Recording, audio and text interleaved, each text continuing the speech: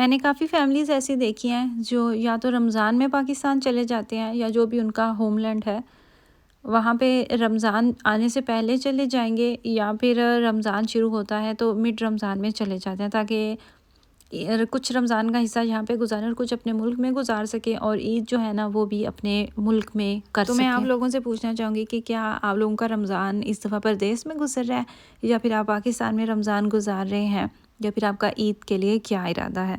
अस्सलाम वालेकुम beautiful people, welcome back to my channel. मैं सहरी के लिए जागी हूँ इस टाइम पे, तकरीबन 4 के अराउंड टाइम है और पराठा बनाऊँगी मैं अपने हस्बैंड के लिए। अबराश मेरा बड़ा बेटा, उसको पूरियाँ खाने का शौक़ चढ़ा हुआ है, वरना तो सहरी में कुछ खाता ही नहीं। बच्चे नहीं खाते, बहुत तंग करते हैं।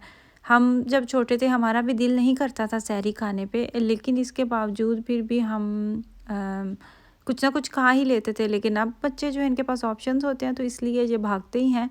फिर चनों का सालन मैंने बनाया हुआ था तो उसका पूरियाँ खाने पे दिल था, तो मैंने सोचा कि चलो ठीक है मैं आपको पूरियाँ बना देती हूँ, आपकी मर्ज़ी की बात है।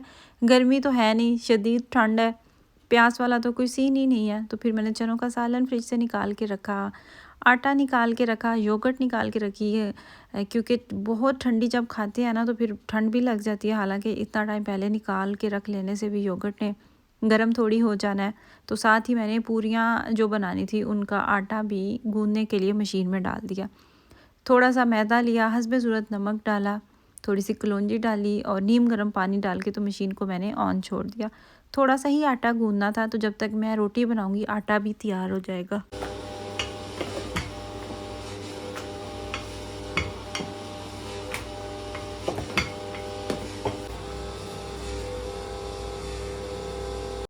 हर दिन आपका सेम नहीं होता, शुरू शुरू के रोज़े होते हैं तब तो एनर्जी भी बहुत होती है, लेकिन जैसे जैसे टाइम गुजर रहा है ना आप लो भी फील करते हैं। और फिर जो थायराइड के पेशेंट्स हैं, थायराइड के पेशेंट जितने भी होते हैं ना, तबीयत आपकी सही रहती है लेकिन इसके बावजूद आपकी बॉडी से थकावट और मतलब फटीग नहीं जाती है आपकी। कुछ भी हो जाए ना आप में ये चीज़ें रहती हैं। और मैं महसूस कर रही हूँ कि पिछले कुछ दिनों से मेरे दोबारा से हेयर फॉल हो रहा है, और ये भी इस चीज़ की निशानी होती है कि जब आपका थायराइड ऊपर नीचे होता है ना तो सिस्टम आपका वो थोड़ा सा सही नहीं चल रहा या कुछ भी होता है तो आपको ये चीज़ें जो होती हैं, ये सिम्टम्स होते हैं जिनसे फील हो जाता है।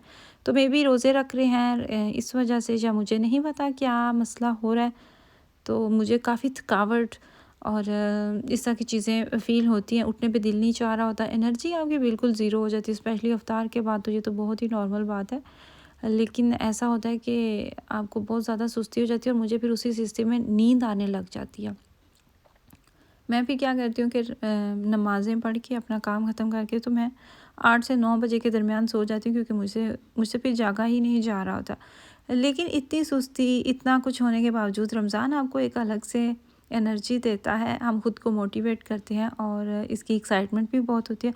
साथ साथ अल्लाह ताला का शुक्र भी अदा करते हैं कि जब बरकत महीना हमारी ज़िंदगियों में आया, एक सुकून सा होता है, अजीब सा सुकून होता है इस महीने में। नमाज़ें पढ़ रहे होते हैं, रोज़े रख रहे होते हैं, ढेरों टाइम इबादत में स्पेंड कर रहे होते हैं, म्यूज़िक को, इस तरह की चीज़ों को अवॉइड कर रहे होते हैं, तो एक रूहानियत सी महसूस हो रही होती है। तो जो तबीयत भी आपकी डाउन हो रही होती है, ऊपर नीचे हो रही होती है, उसको भी हम इग्नोर कर रहे होते हैं। जर्मनी में रहने वाली तकरीबन 100 में से आप यूँ कह लेना कि 80 to 90% ख़वातीन को थायराइड होता है। कुछ तो मर्दों को भी होता है, लेकिन औरतों में ये ज़्यादा बीमारी पाई जाती है। तो आपके साथ भी अगर ऐसा हो रहा है ना कि आपको थकावट रहती है बिना किसी वजह के, आपको थकावट रहती है, आप लेज़ी महसूस करते हैं, हेयर फॉल बहुत ज़्यादा होने लग गया है, वेट बढ़ने लग गया है, खाना आपका हज़म नहीं होता, आपको कॉन्स्टिपेशन रहती है, इस तरह के इसके बेशुमार सिम्टम्स हैं। हद से ज़्यादा स्किन का ड्राई हो जाना, तो ये इसकी ही अलामात हैं। आप अपने डॉक्टर से अपना चेकअप करवाएं। डॉक्टर को आप बोलें कि हमें शील्ड रोज़े का चेकअप करवाना है, तो वो आपको लिख देते हैं, फिर वो आपका ख़ुद ही चेक कर लेते हैं। थायराइड इंग्लिश नाम है, तो डॉइच में इसको शील्ड रोज़े कहा जाता है। फिर ये 2 तरह का होता है, एक होता है कि वो आपका ज़्यादा वर्क करता है और एक है वो आपका काम ही नहीं करता।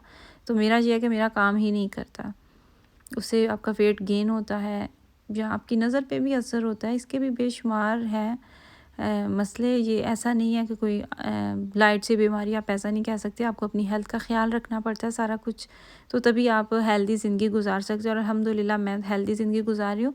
मुझे इसी से रिलेटेड बहुत ज़्यादा क्वेश्चंस भी आ रहे होते हैं, मेरी बहनों के मैसेज आ रहे होते हैं, फिर मुझे देख के ये भी कहती हैं कि आपको शायद जिससे वेट कम होता है आपको वो वाला थायराइड है, या फिर आप इतनी फ़िट कैसे हैं, आपके इसके क्या क्या सिम्टम्स थे। फिट रहना बहुत मुश्किल है, आपका हाजमा काम ही नहीं करता, आपका मेटाबॉलिज्म बहुत स्लो हो जाता है, वेट कम हो जाता है, लेकिन नॉर्मल लोगों की निस्बत इससे ज़रा ज़्यादा मुश्किल से होता है, आपकी मेहनत डबल लगती है। फिर आप अपनी मेडिसिन का ख्याल रखें, टाइम पे लेते रहें, आयोडीन वाला आप नमक खाते रहें, फ़िश खाएं, वो चीज़ें खाएं जिनमें आयोडीन है, तो आप अपनी जो ज़िंदगी है ना, मतलब अपनी सेहत है उसको बेहतर बना सकते हैं और आसानी से ज़िंदगी गुजार सकते हैं। अपनी मेडिसिन को बिल्कुल भी इग्नोर ना करें। इसके साथ मल्टीविटामिन्स आप खाते रहें, सेलेनियम इसमें बहुत ज़रूरी है थायराइड के लिए और आपके इम्यून सिस्टम के लिए बहुत ज़रूरी है। मेरे विटामिन डी की बहुत ज़्यादा कमी हो चुकी थी, विटामिन डी भी मैं ले रही हूँ। इसके अलावा जिंक, आयरन की हमेशा से कमी रही है। जो थायराइड के पेशेंट होते हैं उनको भी आयरन की कमी हो जाती है, लेकिन मुझे तो बचपन से ही आयरन की कमी है, जिस वजह से मुझे ठंड भी बहुत ज़्यादा लगती है बचपन से ही। तो मैंने सुना यही है कि आपको आयरन की कमी हो तब भी आपको ठंड लगती है, या फिर आपको थायराइड होता है तो फिर भी आपको ठंड लगती है। तो मुझे जो तो ये तीनों मसले हैं, फिर उसकी भी मैं टैबलेट साथ साथ खा रही होती हूँ। डॉक्टर आपको कैप्सूल लिख के देते हैं, गोलियाँ भी लिख के दे तो देते हैं, लेकिन मैंने ऑनलाइन ख़रीदी हुई हैं। उससे फिर मैं मल्टीविटामिन्स भी खा रही होती हूँ, अपनी डाइट का भी ख्याल रख रही होती हूँ, तो अल्हम्दुलिल्लाह ज़िंदगी सही गुजर रही है। मैं आप लोगों को भी यही कहूँगी, जैसे अब यूरोप में हम यहाँ पे अकेली होती हैं, यूरोप नहीं पाकिस्तान में भी मदर्स को अपना ख्याल तो ज़रूर रखना चाहिए, लेकिन यहाँ की निस्बत वहाँ पे आपके पास हेल्प ज़्यादा होती है। तो जहाँ पे आपके पास आपके खामद के अलावा कोई भी नहीं होता, हस्बैंड सारा दिन जॉब पे होते हैं, कामों पे होते हैं, तो आप घर में अकेली होती हैं। आप फिट रहेंगे तो आपके घर का माहौल भी खुशहाल रहेगा, आपके बच्चे फिट रहेंगे, आप सबका ख्याल रख पाएंगे। अगर आपकी ही सेहत ठीक नहीं है, खातून खाना ही फिट नहीं है, उसकी ही सेहत ख़राब है, तो वो उसने फिर बाकी फैमिली का क्या ही ख्याल रखना है। आज के दिन मुझे काफ़ी काम थे, दिन मेरा थोड़ा सा लंबा होने वाला था। खैर अफ्तारी से सहरी से सोरी फारिग हुए, नमाज़ पढ़ी, उसके बाद फिर बच्चों को स्कूल छोड़ा। आज मुझे डेंटिस्ट के पास जाना था मेराज को लेके, और मैंने अपना भी चेकअप करवाना था। सेंसिटिविटी होती है मेरे टीथ में भी, तो मेराज का तो वैसे ही कंट्रोल करवाना था। मे बी इसको ब्रेसेस लगे या वो फिर डॉक्टर ही डिसाइड करेगा। तो उसी सिलसिले में मैं डॉक्टर के पास आई, हमें यहाँ पे ज़्यादा टाइम नहीं लगा। उन्होंने फिर हमें एक नेक्स्ट अपॉइंटमेंट दे के तो फ्री कर दिया। अब बस हम यहाँ पे खड़े थे, थोड़ी धूप सेक रहे थे, फिर साथ ही तुर्किश मार्केट नज़र आई।